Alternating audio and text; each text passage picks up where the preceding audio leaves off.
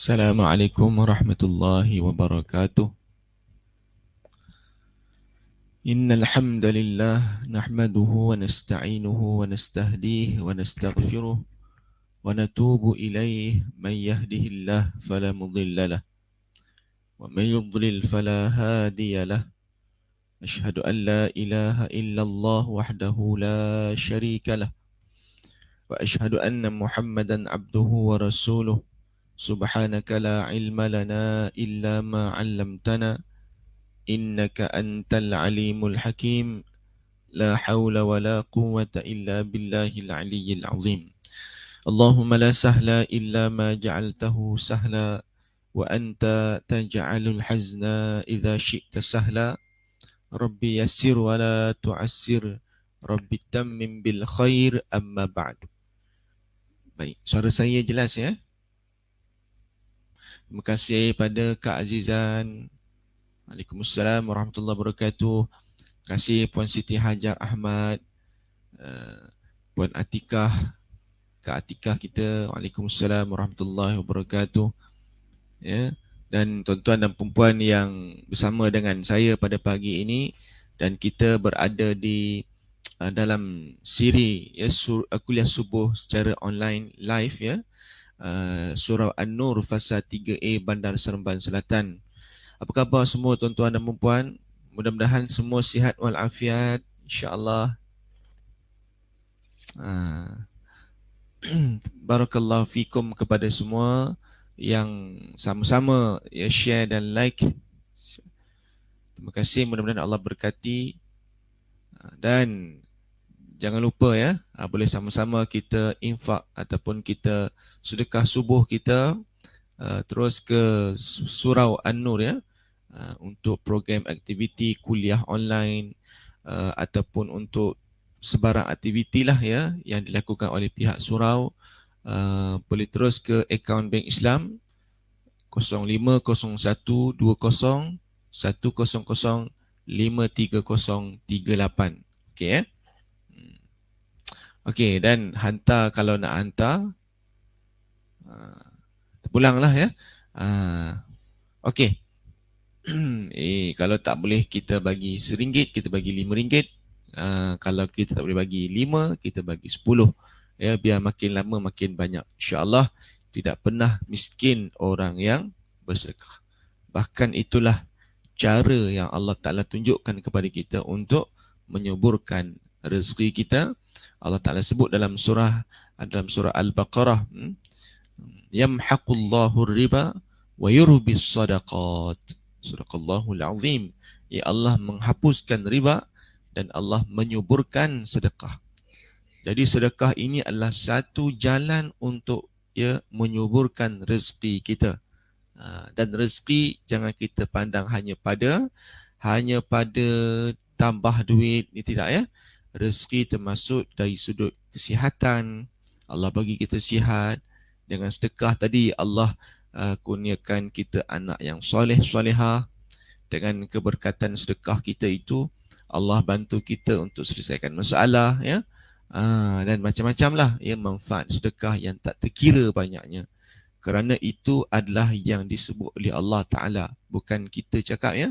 Allah Ta'ala yang bagi tahu begitu, insya-Allah. Baik, tuan-tuan dan puan rahmati Allah sekalian, pada pagi ini insya-Allah kita nak bincang satu topik, iaitu berkenaan dengan berkomunikasi dengan Allah Subhanahu Wa Ta'ala. Ya, berkomunikasi dengan Allah ni luar biasa. Sebenarnya pagi ni pun kita dah berkomunikasi dengan Allah, betul kan? Betul. Pagi ni kita telah pun berkomunikasi dengan Allah. Setuju ke tuan-tuan dan puan? Setiap hari awal-awal pagi lagi kita dah bercakap dengan Allah Subhanahu Wa Ta'ala. Tinggal lagi kita sedar ataupun tidak sedar sahaja. Siapa pagi ni dah bercakap dengan Allah Ta'ala? Betul ke? Setuju ke? Pagi-pagi kita dah bercakap dengan Allah Ta'ala. Kita telah bersembang, berkomunikasi dengan Allah Subhanahu Wa Ta'ala. Betul ke tuan-tuan dan puan? Ya. Baik, insya-Allah sebenarnya memang betul. Pagi-pagi kita dah bercakap dengan Allah Subhanahu Wa Ta'ala. Allahumma salli ala Muhammad. Baik, macam mana komunikasi kita dengan Allah Subhanahu Wa Taala? Ini bukan kita kata apa rekaan semata-mata ya. Ya betul ya, Kak Atikah setuju sangat-sangat. Bangun awal pagi kita dah bercakap dengan Allah Subhanahu Wa Taala. Cara kita berkomunikasi dengan Allah iaitu dalam solat kita, ya. Dalam solat kita. That's why saya kata pagi-pagi kita dah bercakap dengan Allah, iaitu dalam solat subuh kita. Solat subuh tadi kita dah bercakap dengan Allah. Tinggal lagi kita perasan ataupun tak perasan saja. Ya. Tinggal lagi perasan ataupun tak perasan. Ya. Mana buktinya? Mana buktinya? Buktinya ada dalam hadis qudsi. Riwayat Imam Muslim, Abu Daud, At-Tirmizi, An-Nasai, Ibnu Majah, Ibnu Hibban. Ya.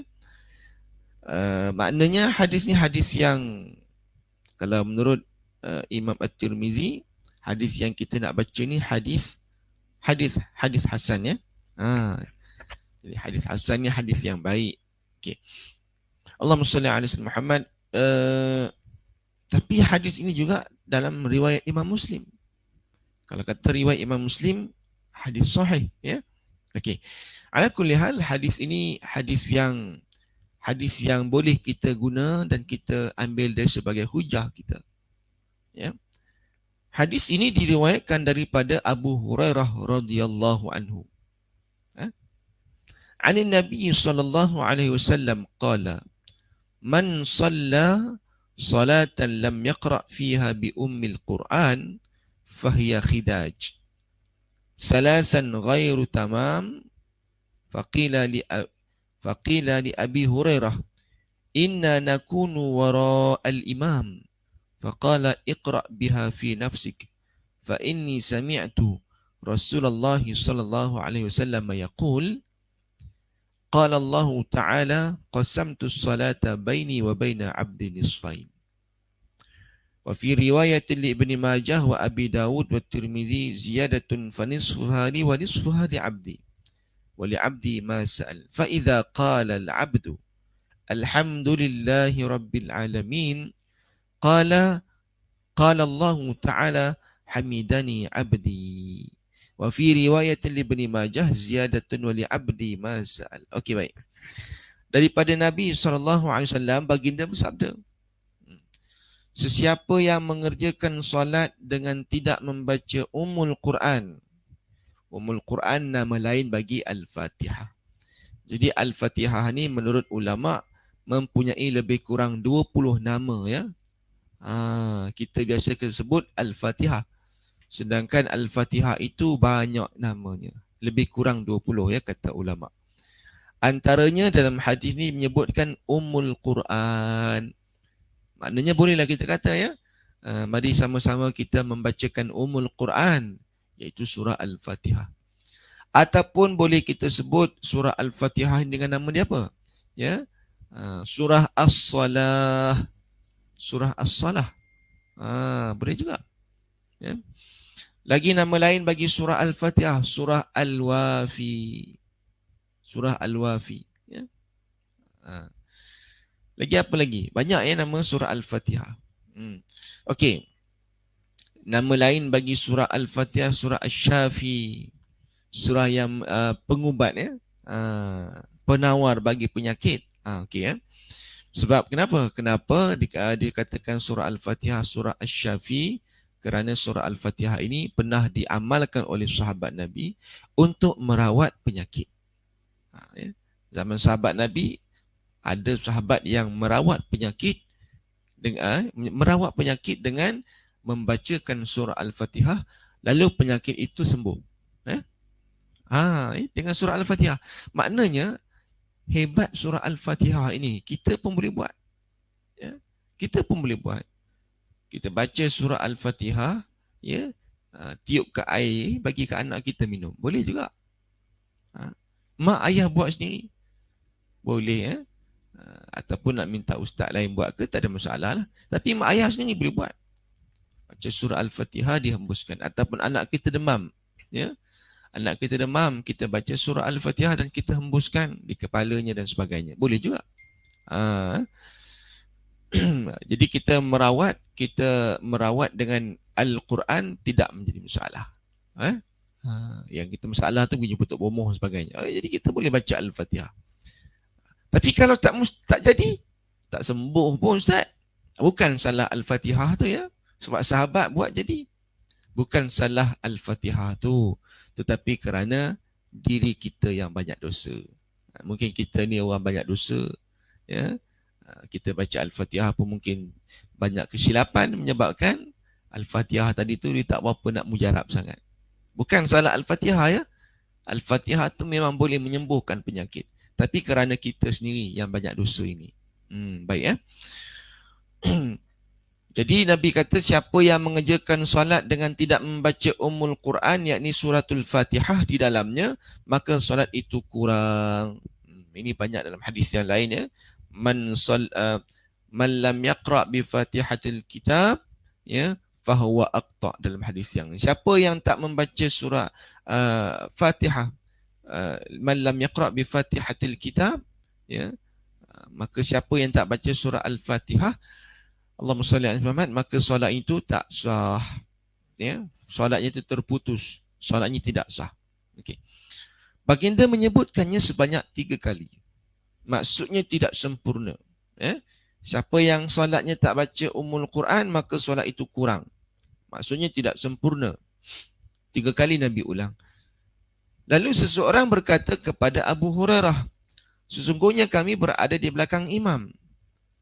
Lalu Abu Hurairah berkata, ya, bacalah ia dalam dirimu kerana sesungguhnya aku telah mendengar Rasulullah SAW bersabda, Allah Ta'ala berfirman, ini dia, Allah Ta'ala berfirman, aku membahagikan solat. Ya, sebab tu kita kata nama lain bagi surah Al-Fatihah ialah surah solat. Surah As-Salah ataupun surah solat. Kenapa? Diambil daripada hadis ni. Allah Ta'ala kata, aku telah membahagikan solat. Ya, solat tu apa? Solat tu iaitu surah Al-Fatihah. Ya. Aku telah membahagikan solat, yakni surah Al-Fatihah itu antara aku dengan hamba-Ku sebanyak 2 bahagian. Dalam riwayat yang lain, ya, dalam riwayat yang lain, ada sedikit penambahan katanya, maka sebahagiannya adalah bagi aku, dan sebahagian yang lain adalah bagi hamba-Ku. Dan bagi hamba-Ku apa yang dia pohon, apa yang dia minta. Apabila seorang hamba berkata, segala puji bagi Allah, Tuhan sekalian alam, yakni bila kita baca Alhamdulillahi Rabbil Alamin. Bila kita baca Alhamdulillahi Rabbil Alamin, maka Allah Ta'ala pun menjawab. Allah Ta'ala pun menjawab, hamba aku telah memuji aku. Allah. Ya. Dalam riwayat yang lain ada penambahan, bila kita baca Alhamdulillahi Rabbil Alamin, Allah Ta'ala menjawab, dan bagi hamba-Ku apa yang dia pohon. Masya Allah. That's why saya kata bila kita baca, bila kita solat, sebenarnya kita sedang berkomunikasi. Kita communicate dengan Allah Subhanahu Wa Ta'ala. Bagaimana keadaannya bila kita solat Allahu Akbar? Ya, kita pun baca Bismillahirrahmanirrahim. Alhamdulillahi Rabbil Alamin. Bila kita baca Alhamdulillahi Rabbil Alamin, Allah reply. Allah jawab balik dengan kata Allah, Hamidani abdi. Hamba aku ini memuji aku. Nampak tak? Hebat tu tuan-tuan. Allah jawab, hamba aku memuji aku. Tapi kita tak dengar lah. Kita tak nampak lah benda ini. Ya. That's why siapa yang ini perkara ni membantu untuk kita khusyuk dalam solat. Selepas ni bila kita solat Allahu Akbar, Alhamdulillahi Rabbil Alamin, so kita baik, kita faham. Allah jawab, Hamidani abdi, hamba-Ku sedang memuji aku. Ya. Itu baru Alhamdulillahi Rabbil Alamin. Tengok kata Nabi seterusnya. Wa idza qala Ar-Rahmanir Rahim, qala Allah Ta'ala, asna alayya abdi Wa fi riwayatin li Ibni Majah ziyadatun wa li abdi ma sa'al.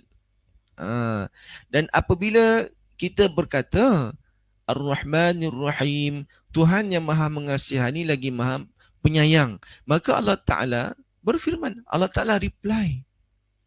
Allah Ta'ala kata apa? Hamba aku memuji aku, asna alayya abdi. Hamba aku ni telah memuji aku. Dalam riwayat lain ada penambahan, dia kata Allah Ta'ala jawab bila kita baca Ar-Rahmanir Rahim. Allah Ta'ala jawab, hamba aku memuji aku dan bagi hambaku apa yang diminta. Nampak tak? That's why sebenarnya solat ini adalah satu bentuk doa. Kalau kita mengaji fiqh, makna solat dari sudut bahasa apa? Makna solat dari sudut bahasa ialah as-salah. Minta maaf. Solat dari segi bahasa maksudnya apa? Ad-du'a. Solat dari segi bahasa membawa maksud doa. Sebab tu bila kita baca Al-Fatihah, Allah kata dan bagi hamba-Ku apa yang diminta. Sebab tu dalam solat ni adalah satu bentuk doa tau. Masya Allah. Kemudian seterusnya bila kita baca wa idza qala maliki yaumiddin qala majjadani abdi wa qala marrah fawwada ilayya abdi wa fi riwayatin li Ibni Majah ziyadah wa hadhihi al-ayah baini wa baina abdi nisfain. Dan bila kita membaca maliki yaumiddin, yakni Tuhan pemilik hari pembalasan, dan Allah Ta'ala reply, Allah Ta'ala jawab balik. Allah Ta'ala balas balik dengan bacaan kita tu, kata Allah apa? Hamba aku ini telah memuji aku. Ya. Dia juga berfirman, hamba aku menyerahkan urusannya kepada aku. Dalam riwayat Ibnu Majah terdapat penambahan, ayat ini terbahagi kepada dua bahagian antaraku dengan hamba-Ku. Apabila dia mengatakan, okey tadi ada beberapa riwayat dekat sini. Kita apa ala kulli hal tak ada masalah. Bila kita baca Maliki Yaumiddin, Allah Taala jawab majjadani abdi. Hamba aku ini telah memuji aku. Kemudian Allah kata apa? Hamba aku menyerahkan urusannya kepada aku. Hamba aku telah menyerahkan urusannya pada aku. Allah jawab. That's why bila kita solat sebenarnya kita sedang menyerahkan urusan hidup kita. Tawakal kita pada Allah. Betul tak? Siapa yang tak solat, siapa yang tidak mendirikan solat, dia rugi besar. Rugi besar. Satu, dosa besar. Dosa kat dia. Ya. Yang kedua, dia rugi. Dia tak dapat berkomunikasi dengan Allah secara terus. That's why bila kita nak jumpa menteri contoh kan, boleh tak kita jumpa terus menteri? Melainkan menteri tu bapak kita lah. Boleh lah telefon bapak. Ya, nak jumpa bapak sekejap, nak sembang dengan bapak sekejap. Boleh lah sebab bapak menteri. Tak apalah, anak beranak boleh tahan lagi, senang nak komunik, senang nak berhubung bila ada masalah kan. Itu pun kadang bapak kata, bapak tengah sibuk ni, kau telefon lepas ni lah. Sebab apa bapak sibuk, menteri sibuk. Ataupun kalau tak ada hubungan, dia bukan saudara kita, bukan ayah kita, nak jumpa menteri, agak-agak senang tuan-tuan. Susah ya. Susah. Kena buat appointment, kemudian apa?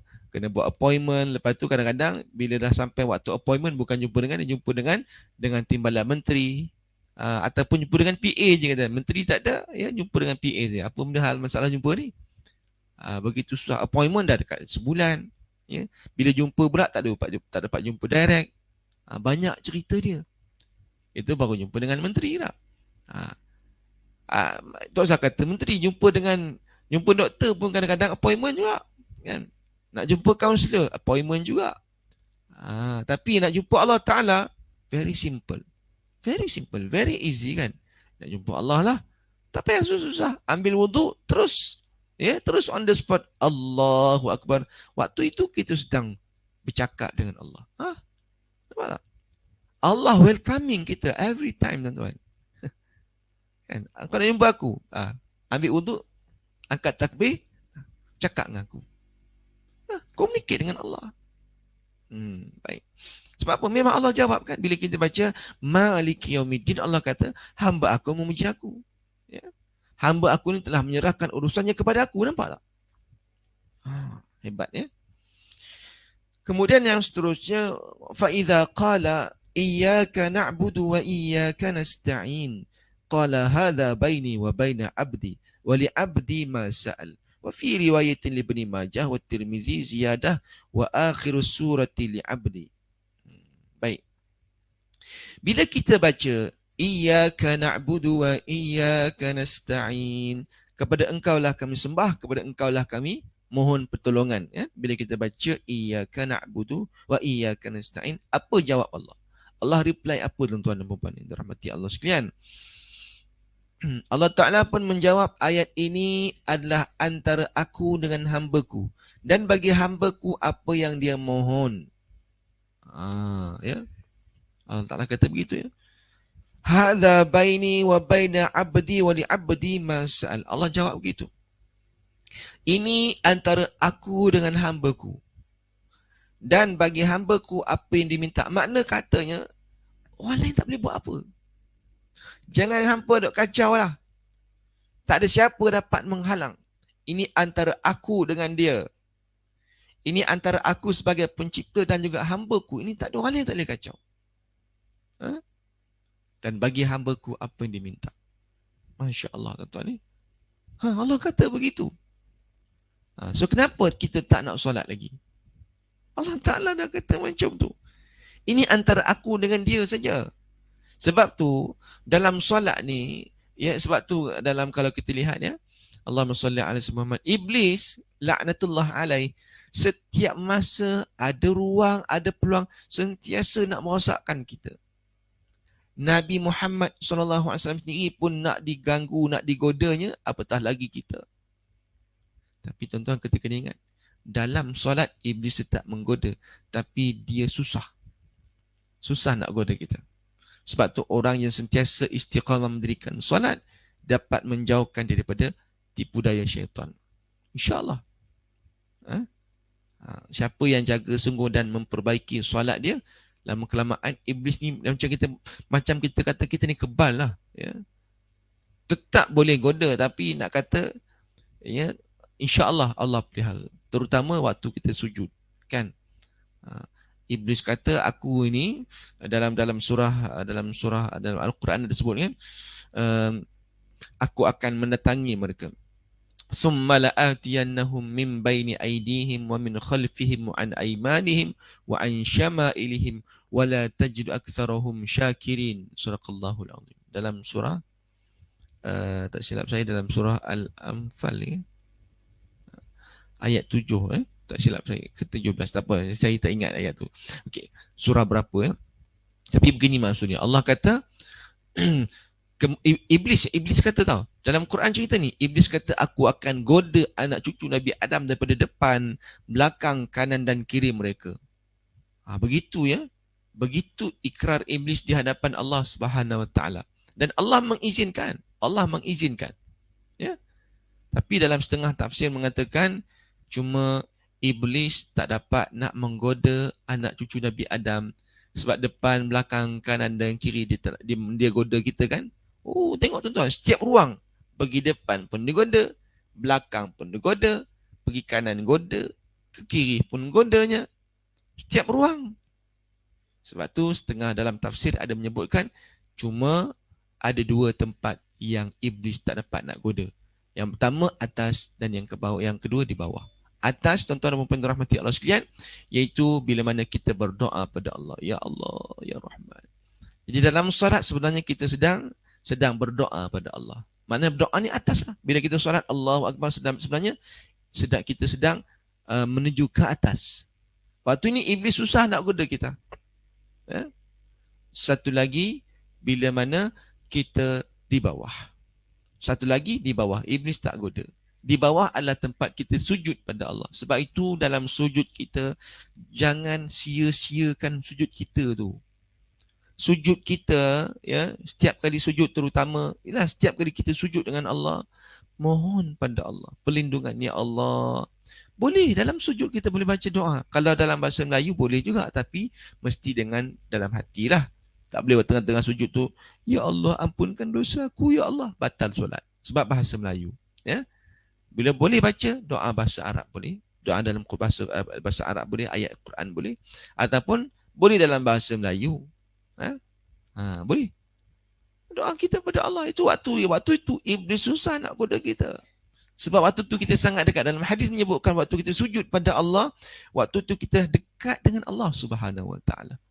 Dan waktu tu dekat dengan Allah dan tak ada siapa dapat menggoda.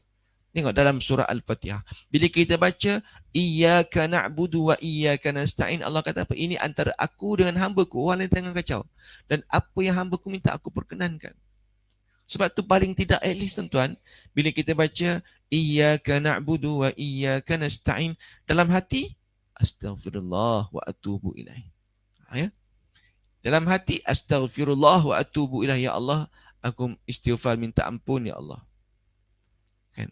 Sebab apa? Waktu itu adalah doa yang Allah terima. Yalah kita tahu dalam kita kalau nak doa tuan-tuan, panjang lebar kan. Berjela-jela nak baca, takkan waktu nak baca ini Al-Fatihah kan. Takkan kita dengar baca tu dalam hati nak doa macam-macam. Sebab tu doa yang terbaik ialah minta ampun pada Allah. Astagfirullah. Dalam hati kan, iyyaka na'budu wa iyyaka nasta'in. Dalam hati, ya Allah ampunkan aku. At least begitu, cukuplah. Ya, sebab apa? Sebab bila Allah ampunkan kita, maka Allah akan bagi kita macam-macam. Bila Allah ampunkan kita, Allah mudahkan urusan hidup kita. Sebab perkara yang menjadi sukar hidup kita ni kerana kita banyak dosa. Bila Allah ampunkan dosa kita, mudah hidup kita. Sebab tu iyyaka na'budu wa iyyaka nasta'in. Dalam hati astaghfirullah. Itu ya. Dalam hatilah ya. Dalam hati. Jangan pula kita kata iyyaka na'budu wa iyyaka nasta'in. Astaghfirullah wa atubu ilaih. Itu perkara itu tidak diajarkan. Dalam hati saja. Boleh ya, insya-Allah. Kemudian bila mana kita baca apa? Allahumma salli ala Muhammad. Fa idza qala ihdinas siratal mustaqim siratal ladzina an'amta alaihim ghairil maghdubi alaihim waladdallin. Qala hadza li'abdi wa li'abdi ma sa'al. Bila kita baca ihdinas siratal mustaqim hinggalah akhir surah Al-Fatihah, ayat 6 dan 7 Al-Fatihah, maka Allah Ta'ala pun jawab ya. Apa kata Allah Subhanahu Wa Ta'ala? Allah Ta'ala menjawab, bahagian ini adalah untuk hamba-Ku dan bagi hamba-Ku apa yang dia pohon. Sebab dah? So makna kata Al-Fatihah daripada awal hinggalah ke akhirnya, tuan-tuan dan puan, adalah satu bentuk doa kita pada Allah Subhanahu Wa Ta'ala. Ya. Allahumma salli ala Muhammad. Tengok ya, antara pengajaran yang boleh kita ambil daripada hadis yang kita bacakan pada pagi ini. Yang pertamanya, surah Al-Fatihah ini ada dua bahagian intisari.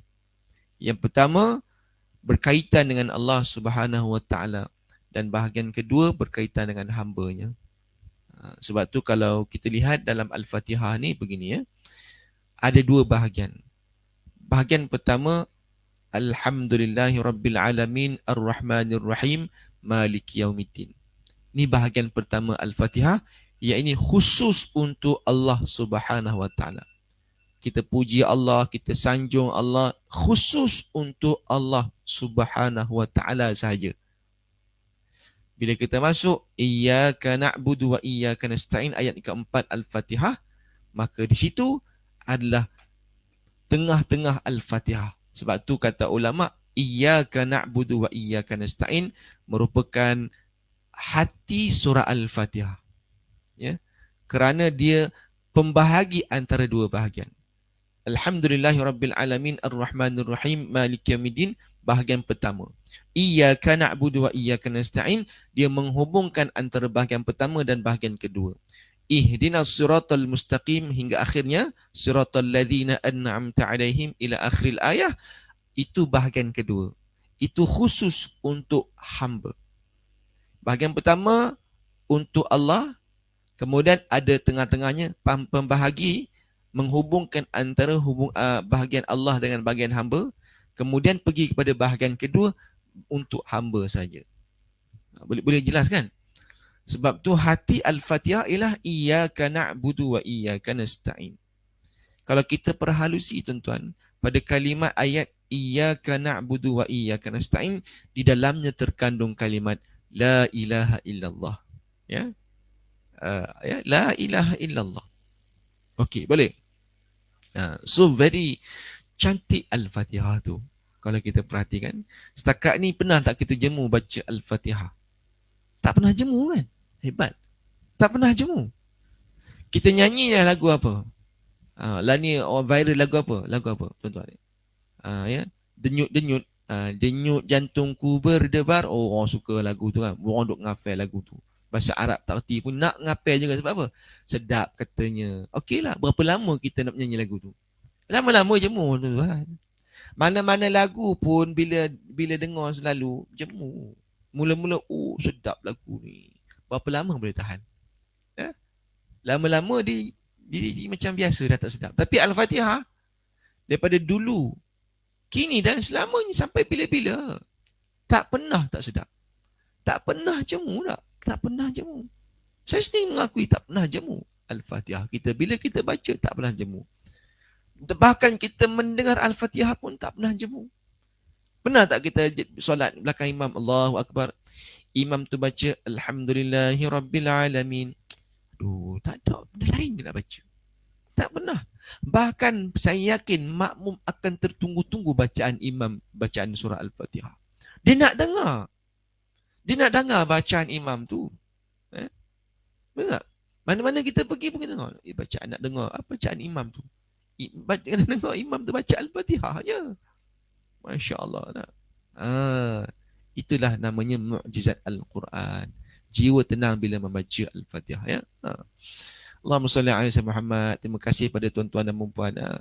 Waalaikumsalam warahmatullahi. Setiap kali solat, selepas solat berdoa mesti saya menangis. Okey ya, insya-Allah mudah-mudahan Allah bantu ya puan ya. Okey ya, insya-Allah mudah-mudahan Allah bantu puan. Tak apa, ambil guna peluang waktu kita solat, bila kita solat, dalam solat tu boleh berdoa. Doalah. Tapi begini tuan-tuan ya, beringat puan dan semua-semualah sekali ya. Sebenarnya bila kita berdoa, jangan kita terlalu memikirkan tentang mustajab doa tu. Bila kita berdoa, kita yakin dengan Allah. Allah dah aturkan yang terbaik untuk kita. Sebab kita tidak boleh ada sekelumit pun bersangka buruk dengan Allah Subhanahu Wa Taala. Dalam doa jangan sangka buruk dengan Allah. Kenapa Tuhan? Kenapa ya? Terus positif sangka baik dengan Allah Taala. Ya, insya-Allah. Dan kita yakin Allah memang dengar doa kita. Allah dengar doa kita. Itu kenapa tak ada apa, kenapa seperti Allah tidak bantu? Bukan Allah tak bantu. Belum cukup, belum sampai masanya. Dan kita yakin Allah tak pernah bagi yang tidak baik pada hamba dia. Sama ada kegembiraan, duka cita, miskin, kaya, senang, susah, sihat, sakit, semuanya tetap baik di sisi Allah Subhanahu Wa Taala. Tak pernah tidak baik di sisi Allah. Ya. Sebab Allah tidak zalim pada hamba dia. Yang zalim tu kita sendirilah. Zalim pada diri sendiri. Sebab tu dalam kita berdoa, tak apa, teruskan doa. Lepas solat kita berdoa pada Allah. Yakin Allah akan bagi kita yang terbaik, insyaAllah. Terima kasih Puan Siti Atika, Kak Atika, Rosmawati. Daripada Allah Akbar. Terima kasih. Barakallahu fikum. Jadi insyaAllah kita pun dah berada di penghujungnya. Ya. Dan apa nama, bila pengajaran yang terakhir surah Al-Fatihah ini, surah Al-Fatihah mengandungi permohonan utama seorang hamba kepada Allah supaya ditunjukkan jalan yang lurus ya. Bila kita apa nama, Allahumma salli ala sayyidina Muhammad, bila kita baca Al-Fatihah, sebenarnya kita sedang memohon pada Allah hidayah ya. Ihdinas siratal mustaqim, minta hidayah pada Allah. Baik, insya-Allah tuan-tuan dan puan, jom kita akhir sekali. Jom kita sama-sama baca Al-Fatihah bersama-sama. Boleh? Jom kita baca Al-Fatihah bersama-sama. Mudah-mudahan dengan Al-Fatihah yang kita baca pada pagi ini, ya, dengan tulus ikhlas, dengan hati yang bersih, dengan benar-benar yakin pada Allah, mudah-mudahan dengan keberkatan Al-Fatihah ini, ya, Allah Ta'ala memudahkan urusan kita semua pada hari ini. Dan kalau ada sebab ujian, kesusahan, Allah tunjukkan jalan keluar. Boleh ya, insya-Allah? Kita baca Al-Fatihah dan kita akan tutup majlis ini insya-Allah. Jom kita baca. Al-Fatihah. أعوذ بالله من الشيطان الرجيم.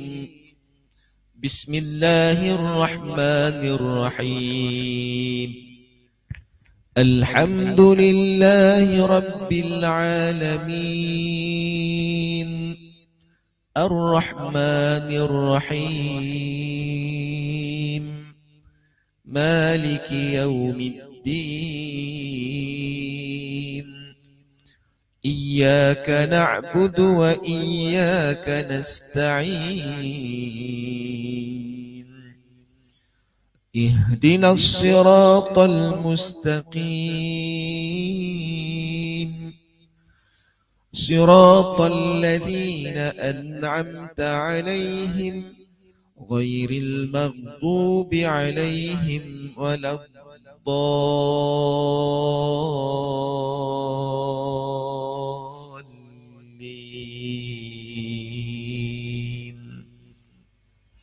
Amin. Mudah-mudahan Allah dengan berkat Al-Fatihah itu Allah bantu kita semua insya-Allah. Terima kasih pada pihak surah An-Nur fasa 3A dan jangan lupa tuan-tuan dan puan boleh terus infak subuh, sedekah subuh kita walaupun dah masuk dah lebih syuruk dah pun tak ada masalah ya. Boleh terus ke akaun Bank Islam surah An-Nur fasa 3A Bandar Seremban Selatan.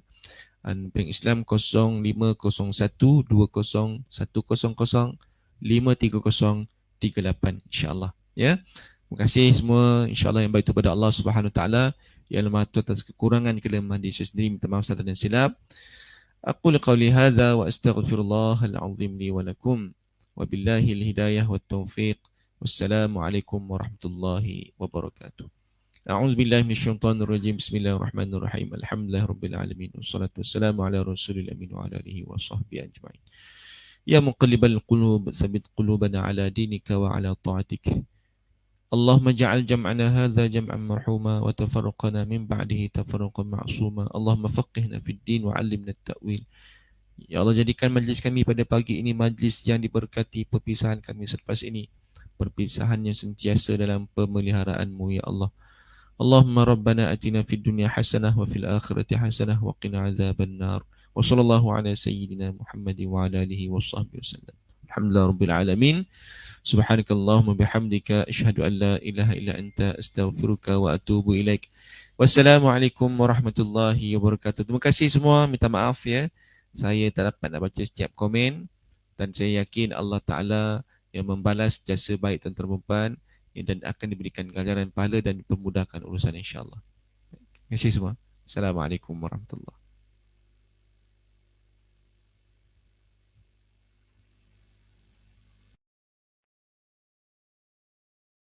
أجرموا وكان حقا علينا نصر المؤمنين. الله الذي يرسل الرياح فتثير سحابا فيبسطه في السماء كيف يشاء ويجعله كسفا فترى الودق يخرج من خلاله فإذا أصاب به من يشاء من عباده إذا هم يستبشرون. وإن كانوا من قبل أن ينزل عليهم من قبله لمبلسين. فانظر إلى آثار رحمة الله كيف يحيي الأرض بعد موتها إن ذلك لمحيي الموتى وهو على كل شيء قدير.